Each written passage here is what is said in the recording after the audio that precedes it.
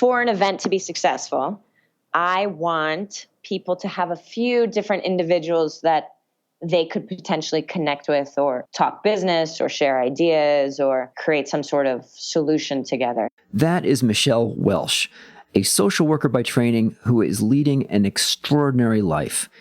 She has organized major events in New York City for luminaries, including Seth Godin. And for the past 5 years, Michelle has been running a nonprofit which she founded in Nepal. Her organization, Kata Life, that's Khata Life, is focused on education and leadership.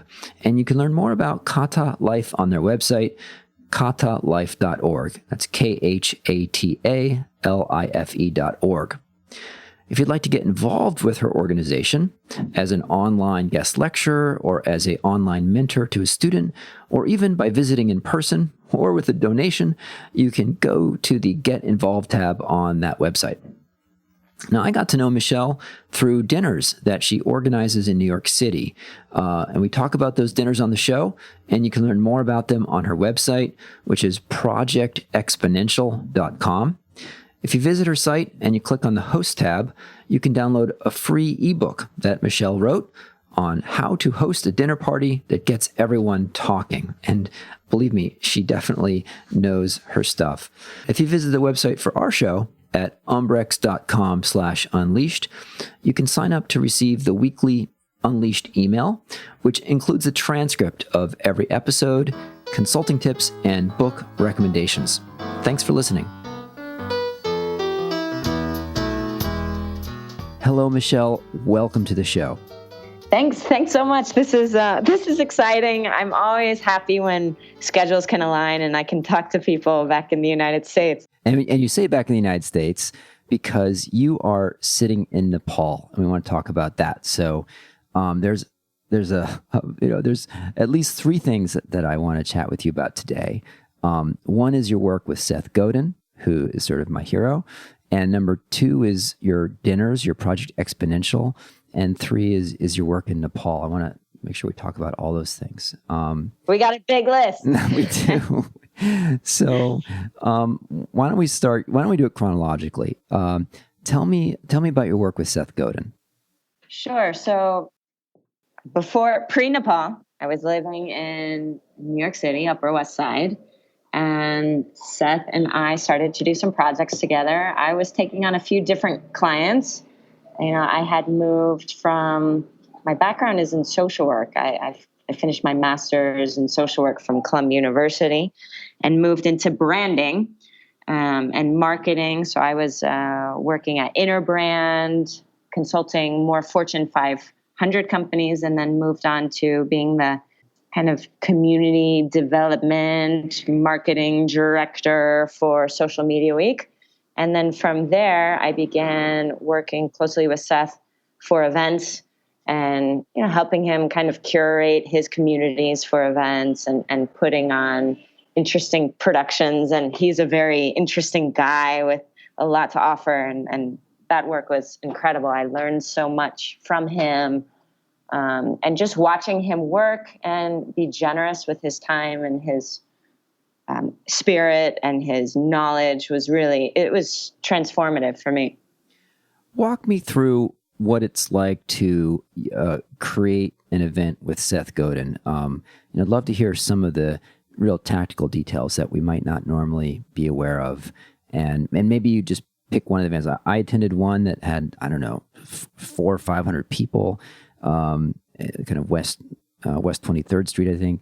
But maybe pick one event and kind of walk us through, from conception to how you decide to position it, and some of the little logistical details that you worked on. Like the catering was often amazing, and and the handouts and the collateral was really beautiful. Walk us through that whole process. When you're designing an event, whether it's with Seth Godin or with any sort of client, you always want to think, what is the aim? What is the intention here? Who are we trying to reach? What are we trying to say? And with Seth, his work was always about community and collaboration and inspiration. So, setting the key goal and working backwards is always helpful. And that's how little details can evolve out of that. So, if it is trying to, and again, Seth is very unique and has kind of a funky, quirky side to him, in addition to being very generous and giving and smart. So being able to incorporate, interesting catering elements and interesting networking ideas, it was fun. It was a lot of fun. But I think whether it's you're writing a marketing email or you're designing an event, you always have to think, who am I trying to reach and what am I trying to say? Because audiences are different, and the way you speak to different groups of people may change. Your core values and your core essence of the message you're trying to send is going to stay the same, but the way in which you deliver and present information is going to morph and adapt to the client and the environment. What were some of those? You mentioned creating some unique networking elements. Give us an example of one of those. With a few of the events that I did with Seth, we arranged connection dinners after the event. So, I spent time looking over who was coming and who might be interesting to spark conversation or who was looking for what. And much like the Project Exponential dinners that I do in New York, I essentially did that for attendees at his event. That, and also keeping things a little bit light and fun. We're always looking, how can we start conversation? How can we get people talking? How can we get people to ask questions and be open? And so for one of the events, we created this beautiful letterpress card where on one side it said problem and the other side was solution. And, things that are tactile is always great for in-person events that people have in their hands. And, when people are moving around, it can help them get talking to strangers and feel comfortable. And, an environment where, again, with Seth, he wants people to be vulnerable and he wants people to really dive deep into their problems and issues. And so creating an environment that encourages that was always at the forefront of my mind as well. You mentioned your dinners, your Project Exponential dinners, and I've been to several of your dinners, which are always really fun. Talk to us about that side project of yours. Yeah, so the dinners, again, so my background was in social work. I moved into marketing. I saw that in New York City, groups of people were very siloed, and very rarely would you have, for instance, a social worker from the South Bronx in a room with a corporate exec who's in the Flatiron District.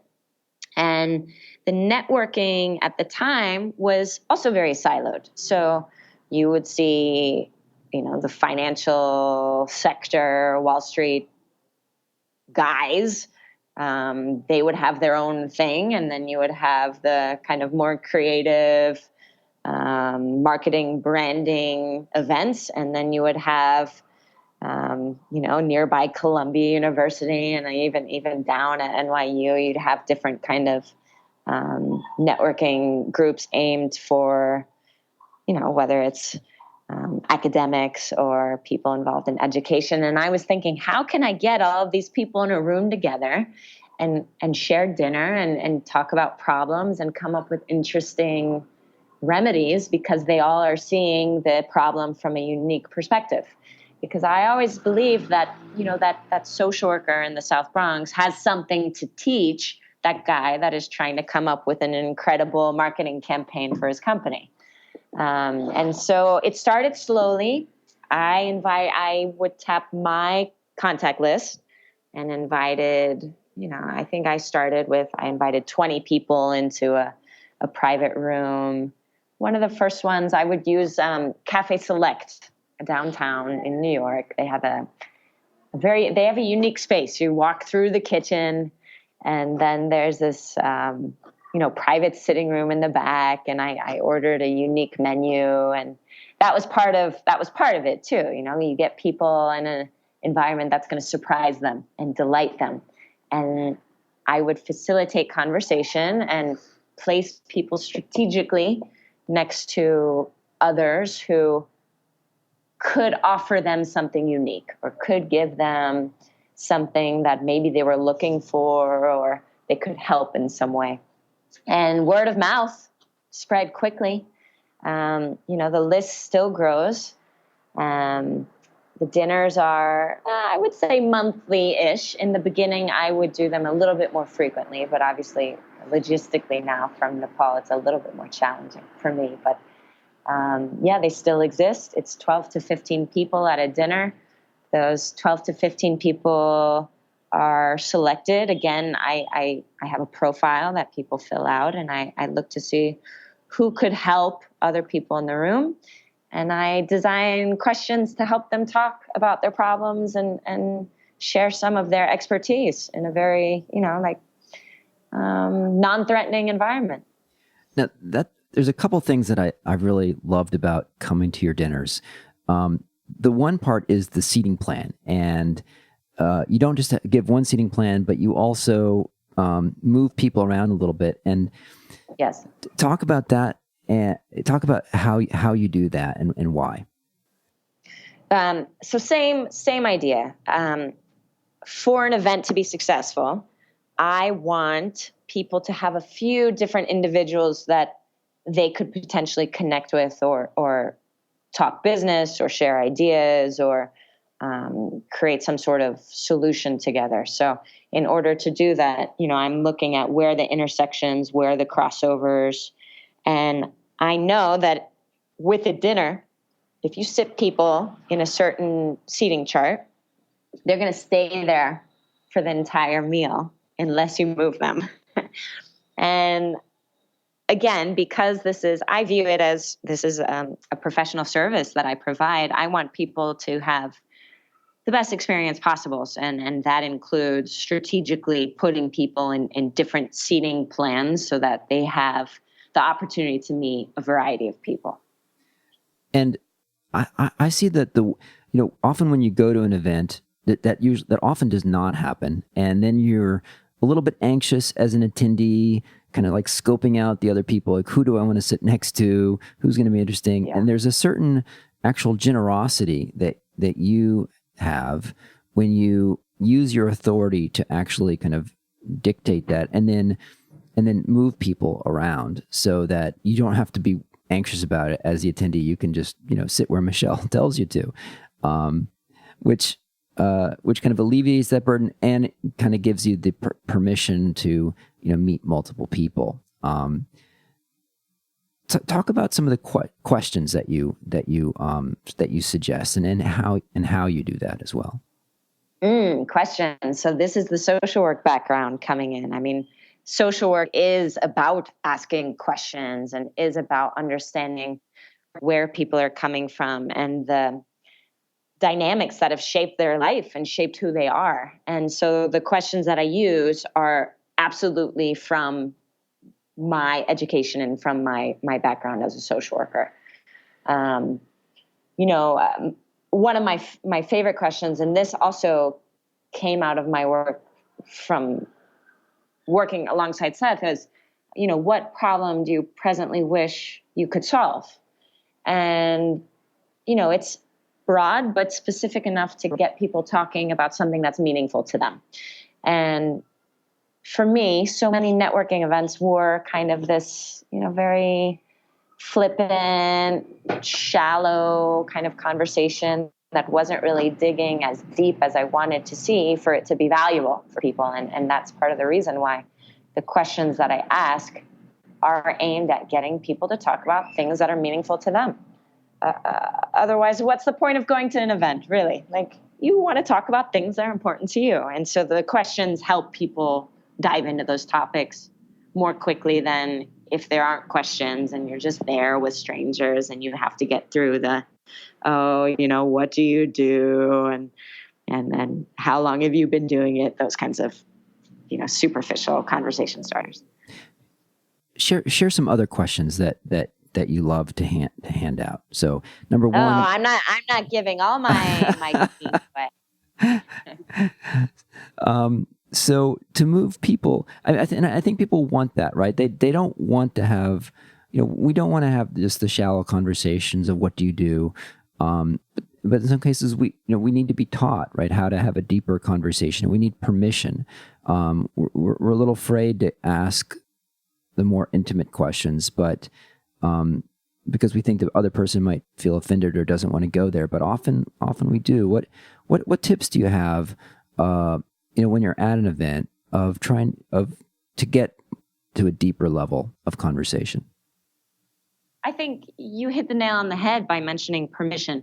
So from both an organizer perspective and from an attendee side, to give yourself permission to go there, but then to give other people permission to go there.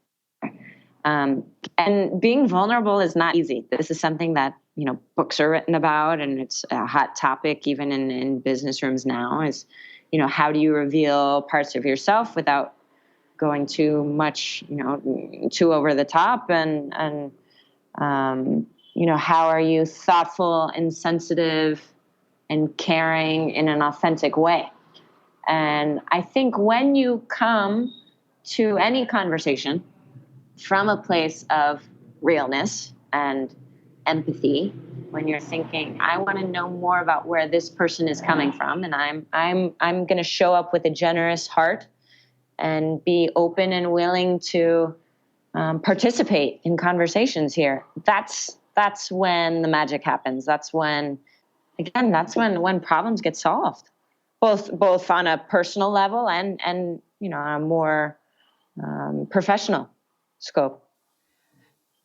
You seem very sensitive to place and finding places that really foster that kind of connection. I've been to dinners that you hosted at Baccarat, which has this amazing downstairs, almost feels like a underground kind of cavern at a castle sort of rock feel to it, with a private room there. And then you had a beautiful one at, I think, Chalel on the Upper West Side. How do you scope out and find these kind of amazing locations? And what are you looking for when you find a location for a dinner?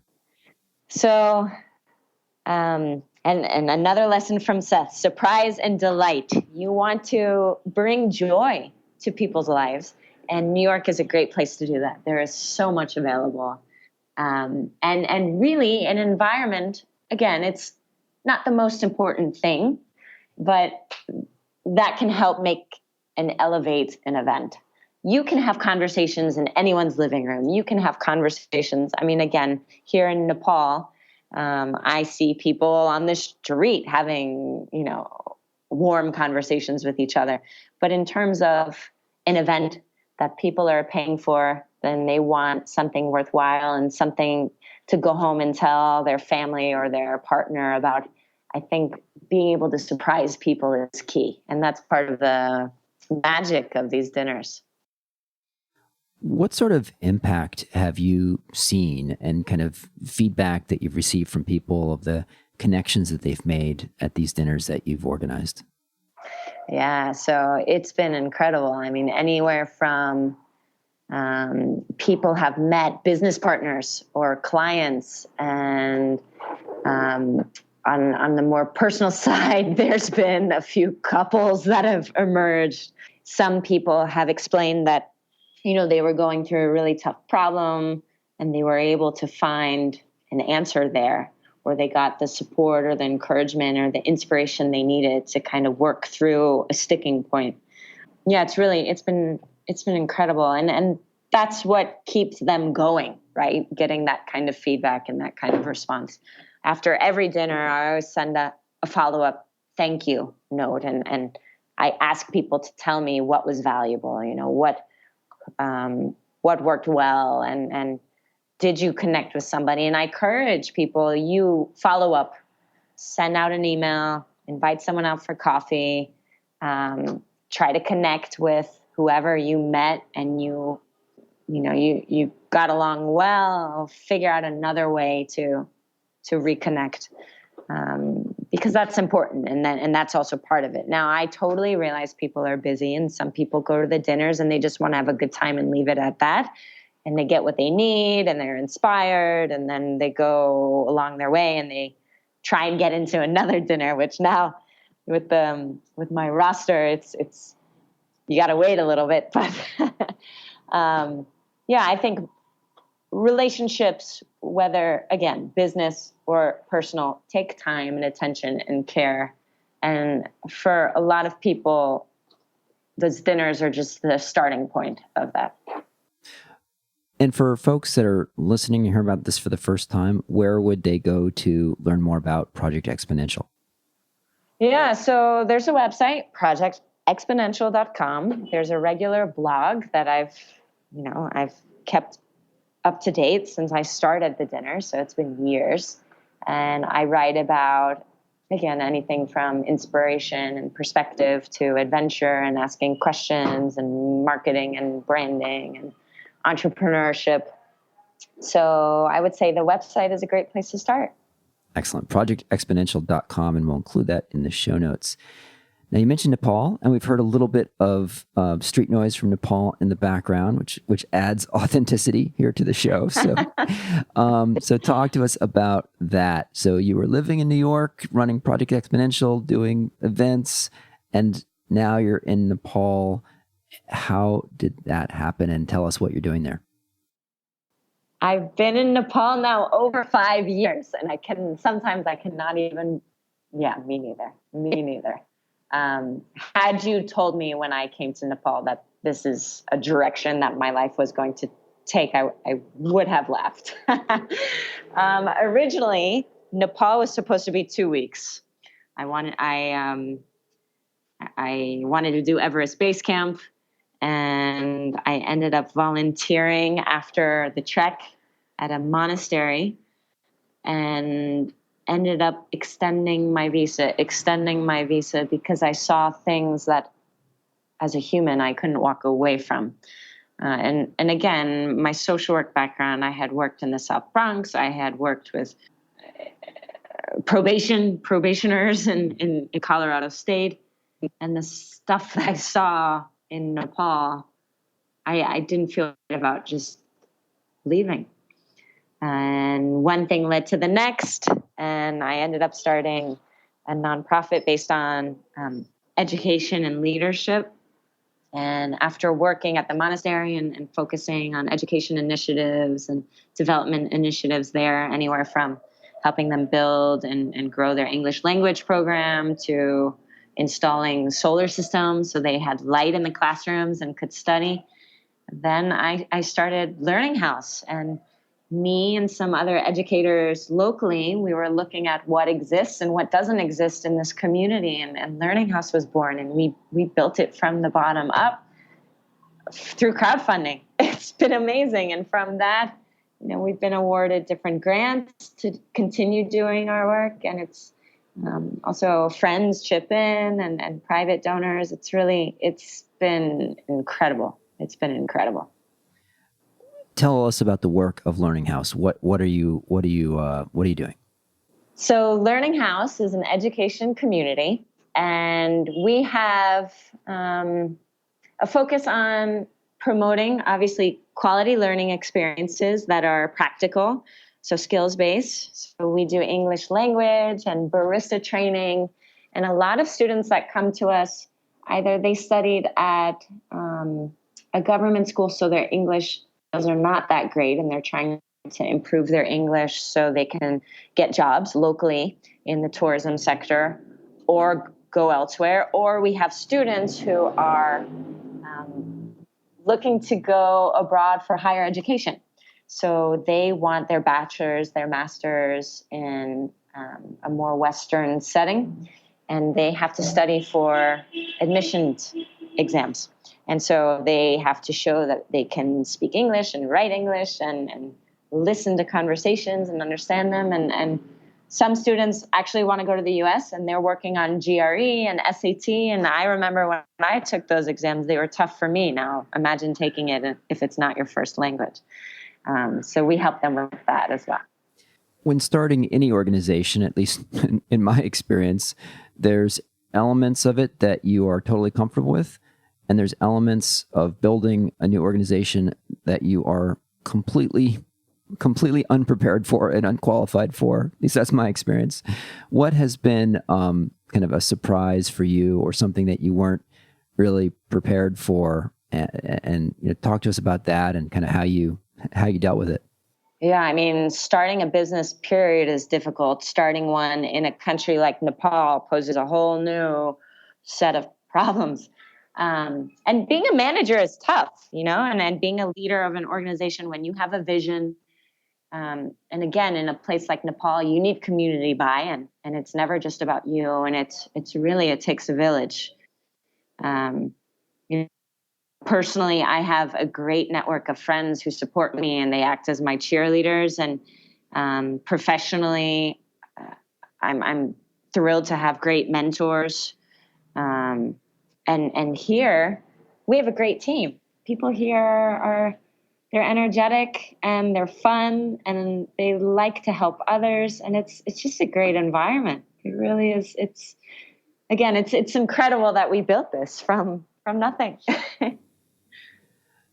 What are, and you mentioned barista training, which I guess maybe would not have occurred to me as like the first thing that someone would need to be learning in Nepal, but I guess there's rising demand for that in the tourist sector. Yeah, so I'm based in Pokhara, which there's a huge kind of tourism hub here because many trekkers come here to start treks. It's called the Annapurna Circuit, and people wander through the Annapurna mountain range on hikes, and Pokhara is like their base. It's their hub, and you should see the hotels and the growth that has been here just in the last 5 years that I've been here. And if you look up Pokhara, it's spelled Pokhara. It's one of the it's often ranked as a top travel destination. So we've had students go on to get jobs locally here. The coffee trend has exploded here in Nepal. So we've even had students go on to open up their own coffee and cafe shops. And a lot of our students also, as I had mentioned, they go abroad for higher education. We have one of our former students, he's finishing his bachelor's in engineering in Canada, and he's working at a coffee shop and getting some pocket money while he's studying. And what better way to make friends and kind of plop yourself in a new environment than hey, at a coffee shop. You mentioned the need to get community buy-in. Tell us about that and what maybe how if that's different in any way from what you would have experienced in New York. Yeah, so I think whenever you're trying to create substantial change, whether it's cultural or within a community, you have to have, it's got to come from within. And me being the foreigner coming here, I knew that what I wanted to create, I could not do myself. It would be seen as a white woman coming in and pushing this agenda. But when you have a community rallying around an idea or a cause, and people, strategic leaders from within that group, promoting education, promoting leadership, promoting practical skills, that's when you see real change happen. Can I turn one question back to you? So one of your favorite questions is kind of what problem that you're working on right now do you wish you could solve? Could you share one with us and our listeners? Many, many. Being a manager is hard, and keeping both yourself inspired and passionate and motivated and keeping others passionate and motivated is tricky. So I'm always thinking, how do I keep my team engaged? How can I reward work that's done well? What kind of fun, energetic things can I bring to the table to keep everyone going strong? So that's something for me. And then, whenever you're community building, which is essentially what I'm doing here, it's an ember, and you have to constantly stoke that ember and keep it going. And so, I'm constantly coming up with new events, new ideas, new offerings that we can provide here.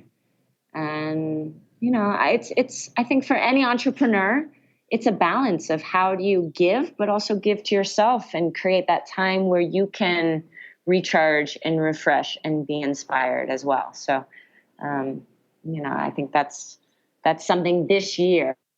Again, after being here in 5 years, this year I finally have made a very intentional effort to think about what can I do for myself as well, instead of constantly giving to others and constantly looking outward, but also look inward and see what are the things that I can do also for myself. For listeners that want to learn more about Learning House, you want to share a website and talk about how people can get involved, either by maybe volunteering there or visiting or making a contribution? Yeah, so there's a few different ways to get involved. The website is KHATALIFE.org. And on Facebook, you can look up Learning House Nepal and join our online community there, which I think we're nearing 20K now. It's very exciting. That's amazing. Yeah. And to give you a scope of the number of students that we work with each year, it's around 3,000. Wow. And I think I forgot to mention also, it's primarily young adults. So we don't work with small children. It's, anywhere from 14, 15 and up. And we have a lot of adult learners come here as well. So they didn't really learn English when they were in school, and especially women. Women were not, a lot of women in more remote areas did not receive education. So after migrating to Pokhara for more business opportunities or for family, now they're in the position of they want to learn English so they can speak to their children who have taken it on, whether it's at school or through movies and pop culture and that. So KataLife.org is a nonprofit branch that fuels Learning House, and Learning House Nepal.com is where people can learn more about our offerings and our community and what we provide. And swing by to see pictures on Facebook. There's always something fun going on here. We do live videos of the students practicing their latte art, and every week we do a free event for the community. Sometimes it's an art club or music night or movie night or a branding seminar or English conversation hour. So it's a way also for people, no matter where they are in the world, to feel connected to what we're doing here. Michelle, the work that you're doing is totally inspiring. I'm looking for a way to find a way to get to Nepal and visit what you're doing. It sounds awesome. And thank you so much for the Project Exponential dinners. Those are always incredible. Come out. We love visitors. Oh yeah, sure. We love visitors. It's always an awesome kind of cultural exchange. So visitors who come here, they take Nepali classes from one of our instructors. They practice English with the students, and then we give them a list of things to do in the area. A lot of people go trekking, and it's just a beautiful, very unique culture here. And everyone who comes to Nepal say, wow, the people here are incredible. And really, you'll find hardworking, spirited, easygoing people here where I had an experience like this in New York. And that's one of the things I am very blessed to work with my team, because when I take things a little bit seriously and tend to overanalyze and drive myself crazy, a lot of the members of our team, particularly Nuang, who teaches a lot of the classes, he's so easygoing and has such a great perspective on things. And it's taught me a lot about what it means to be grateful and to keep things in perspective. And, sometimes you do the best that you can. You do the best that you can. And that's got to be good enough. That was a lesson I had to learn here. Well, from a 2-week vacation into 5 years and counting, I suppose we could either count that as an advertisement for traveling or a cautionary tale. But what you're doing is absolutely amazing and inspiring. And Michelle, thank you so much for being on the show. Hey, thanks for having me. It was a pleasure talking to you. And I hope I was able to inspire or maybe help someone or give them a new idea, maybe for an event or even hosting a dinner at their own home.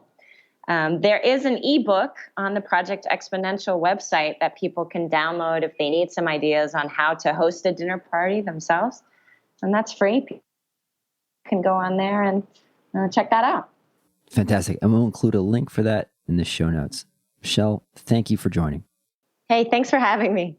Thanks for listening to this episode of Unleashed, the show that explores how to thrive as an independent professional. Unleashed is sponsored by Umbrex, the world's first global community of top-tier independent management consultants. The mission of Umbrex is to create opportunities for independent management consultants to meet, share lessons learned, and collaborate.